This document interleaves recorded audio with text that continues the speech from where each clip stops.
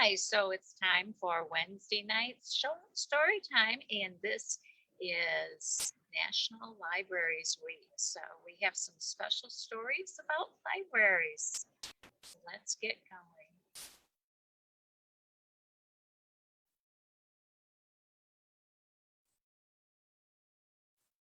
The first story is Curious George Visits the Library.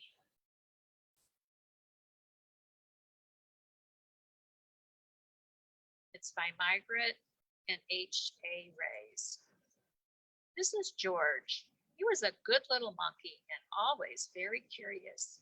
Today, George and his friend, the man with the yellow hat, were at the library. George had never been to the library before. He had never seen so many books before either. Everywhere he looked, people were reading.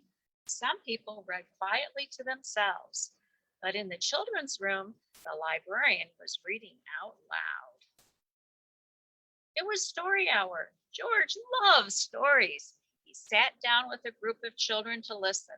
The librarian was reading a book about a bunny. George liked bunnies. Behind the librarian was a book about a dinosaur. George liked dinosaurs even more. He hoped she would read it next. But next, the library read a book about a train. George tried to sit quietly and wait for the dinosaur book to be read.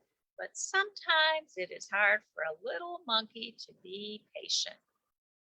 When the librarian started a story about jungle animals, George could not wait any longer. He had to see the dinosaur book. Tiptoe closer.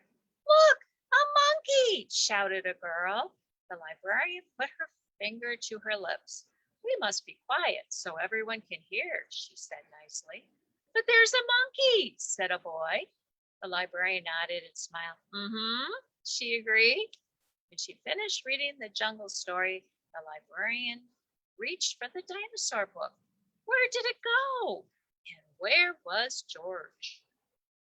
George was all ready to take the dinosaur book home and read it with his friend when another book caught his eye. This book was about trucks. George wanted to take it home too. And here was a book about elephants. George loved elephants. He added it to his pile. George found so many good books, he soon had more than he could carry. He leaned against a shelf to rest. Squeak, went the shelf. Shh, said the man.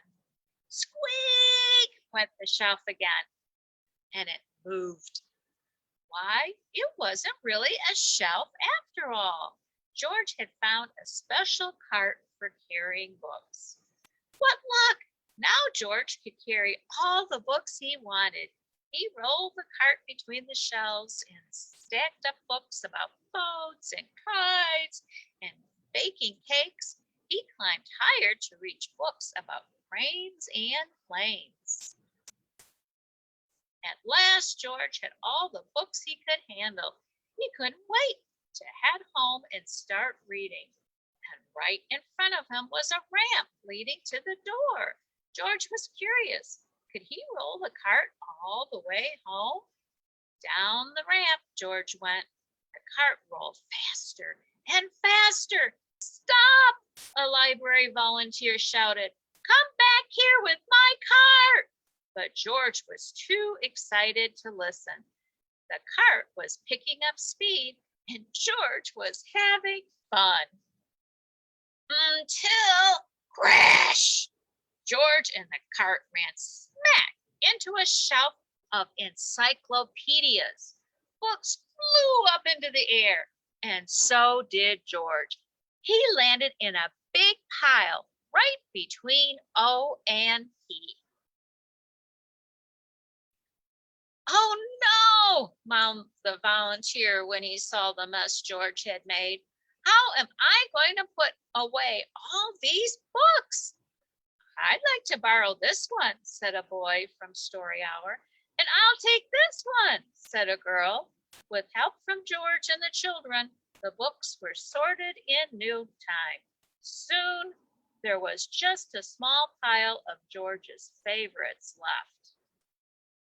Would you like to take those books home with you? The volunteer asked George. Then he took George to a special desk and helped him get his very own library card. George was holding his brand new card when his friend arrived with a stack of books of his own. There you are, George, he said. I see you are all ready to check out. And George and his friend gave their books to the librarian. She smiled when she saw George's pile. I was wondering where this dinosaur book went, she said. It's one of my favorites, too. The librarian stamped the books and handed them back to George. With his books under one arm, George waved goodbye to the volunteer, the librarian, and the children from Story Hour. Come see us again, George, the librarian said, waving back. Enjoy your books. The end. So, what happened in the beginning of the story? George went to the library for what? Story time, like we're having now. And he was sitting patiently, listening to one story and another, but he really wanted to hear the story about what? Dinosaurs.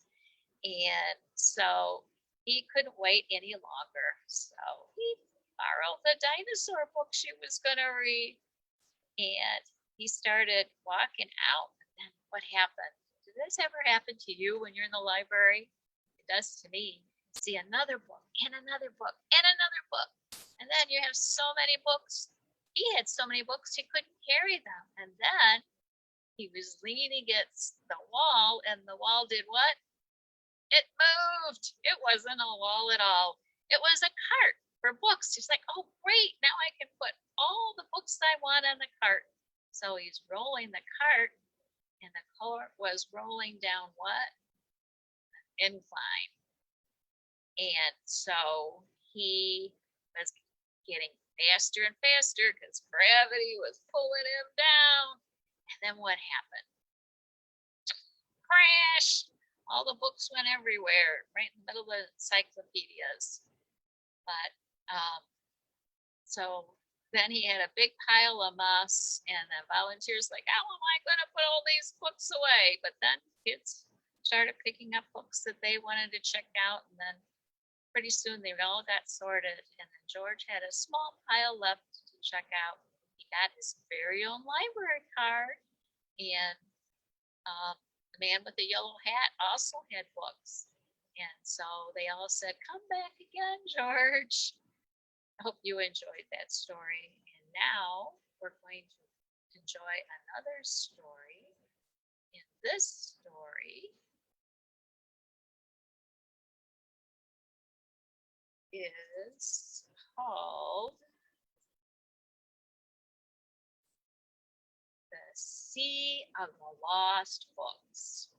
So this book is written by Michael Dahl, and this is we're not going to be able to read the whole story, but we can read some of this because it's kind of a long story. And so it's Return to the Library of the Doom, the Sea of Lost Books. Hey. So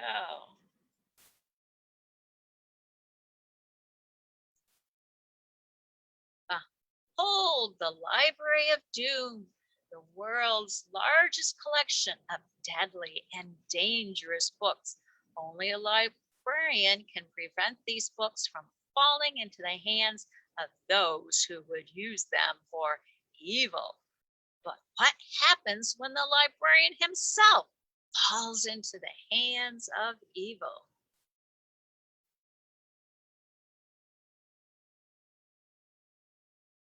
Chapter 1, The Sunken Room. At the edge of the Library of Doom, a dark sea roars. Part of the library is built beneath the waves. Underwater rooms hold shelves of books. The books are made of jewels, coral, and pearls. Sharks guard the watery rooms of the library. They crawl between the shelves of books. They patrol the silent rooms, and their mouths are full of razor-sharp teeth.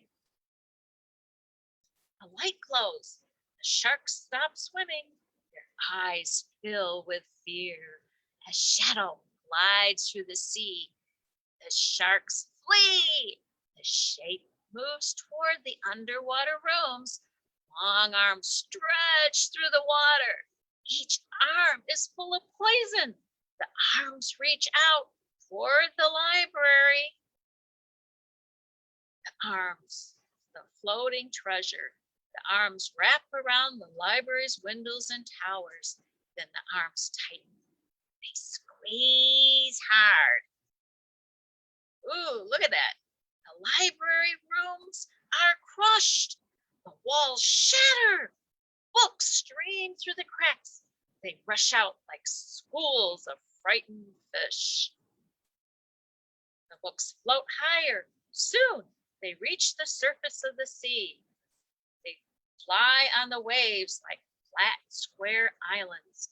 The shadow moves beneath the floating books. Glowing arms reach into the air. The arms belong to a monstrous jellyfish. A huge air bubble floats at the center of the jellyfish. Inside the bubble stands a gigantic man. Here he is, Atlantis, chapter 3. Here he is. Wow, he's got all those letters on him. The bubble rises higher. It rides on the waves. The giant steps out of the bubble. He steps onto the floating books. His body is covered with tattoos. Each tattoo is a letter. Across his back, tattoos spell his name. His name is Atlas. Years ago, Atlas tried to destroy the Library of Doom. The librarian defeated him. But then he was buried alive, deep inside the earth. He planned his escape for years. Now the giant is free. He stares into the sky. He is searching for someone. Atlas spies a tiny shape. It is flying in the distance. Yes, said Atlantis. I knew he would come. The shape grows larger, swoops above the waves. It is the librarian. Is she going to save the library again? The librarian hovers above the waves. He points at the giant. You'll wish you never escaped from your prison, Atlas, he cried. Atlas scowls. You'll never send me back, he shouts. The giant presses a finger against one of his tattoos. What's going to happen? It is a letter. Oh, flies off the giant's skin. Oh, spins. It hums. It shoots through the sky. It rushes toward the librarian's head. Chapter 4, Deadly Letters. The librarian snaps his fingers. He spreads his hands apart. O starts to grow. Soon the librarian can pass through it. Then the letter turns into smoke and it fades into the air. There's more where that came from, cries Atlantis. He presses another letter on his arm. A giant X flies at the librarian. The X is a magnet.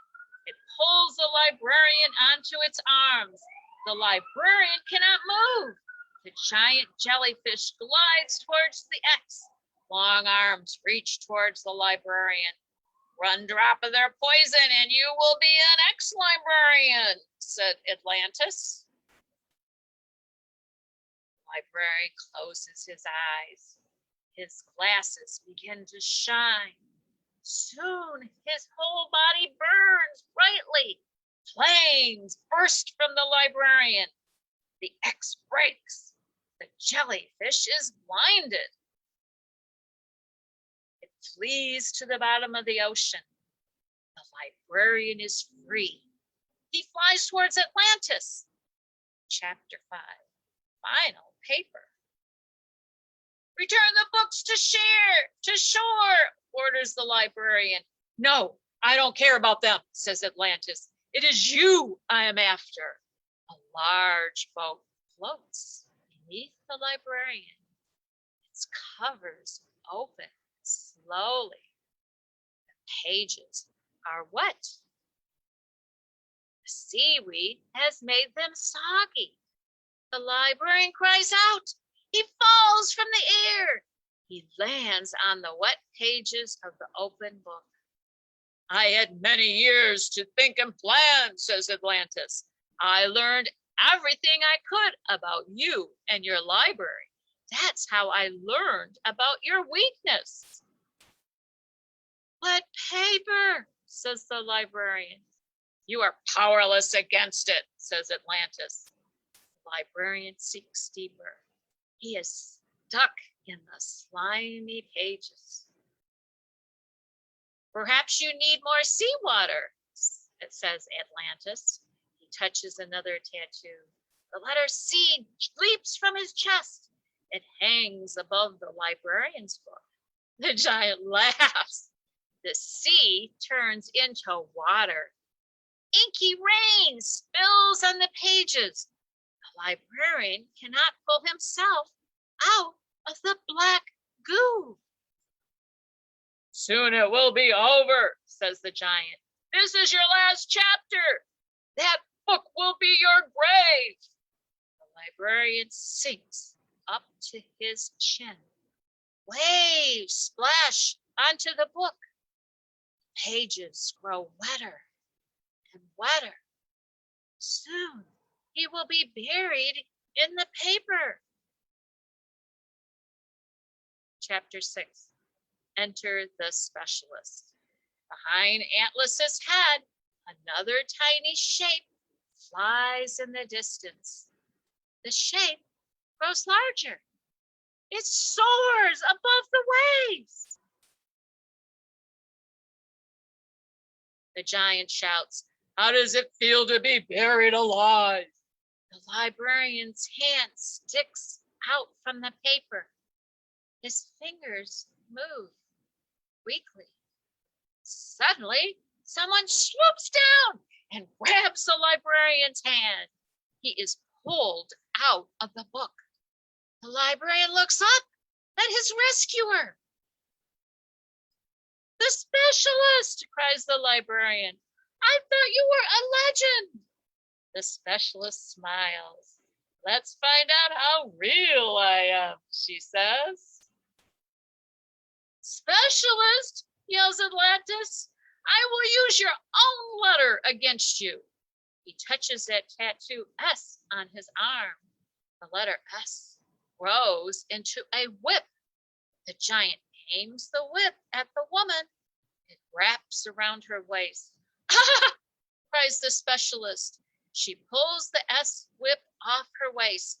Then she throws the letter back at the giant. Return to the sender, she says. No, screams Atlantis. The letter S wraps around Atlas's body. Suddenly, he sinks into the sea. The librarian turns to the mysterious woman. So, the legend of the specialist is true, says the librarian. The woman nods. You protect the books of doom, she says. I protect the protector. You. The librarian looks around. He sees the floating books. I must return these books, he says. You'll need some help, says the specialist. She clasps her hands together. The sound travels through the sea. A herd of sea turtles paddles to the surface. Hardcovers, said the specialist. They'll follow us. The librarian and the specialist fly to the library.